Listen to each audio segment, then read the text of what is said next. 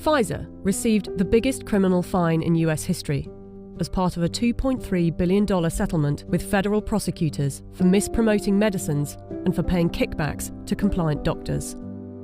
Pfizer pleaded guilty to misbranding the painkiller Bextra by promoting the drug for uses that were not approved by medical regulators. In the 90s, they were involved in defective heart valves that led to the deaths of more than 100 people. The company had deliberately misled regulators about the hazards. The company agreed to pay $10.75 million to settle Justice Department charges. In 2004, Pfizer's subsidiary agreed to pay $430 million to resolve criminal charges that it paid physicians to prescribe its epilepsy drug, Neurontin, to patients with ailments for which the medication was not approved. In 2010, a federal jury found that Pfizer committed racketeering fraud in its marketing of the drug.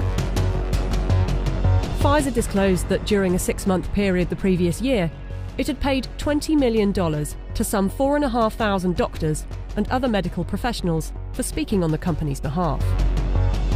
In 2012, the US Securities and Exchange Commission announced that it had reached a $45 million settlement with Pfizer to resolve charges that its subsidiaries had bribed overseas doctors and other healthcare professionals to increase foreign sales. Pfizer was sued in a US federal court by Nigerian families who accused the company of testing a dangerous new antibiotic called Trovan on children without parents' consent and using their children as human guinea pigs. A panel of medical experts concluded that Pfizer had violated international law, and the company agreed to pay $75 million to settle the lawsuits in Nigerian courts. The US case was settled for an undisclosed amount. The list goes on. I don't want to bore you with it. But ask yourself, if it was a car manufacturer, would you buy a car from them?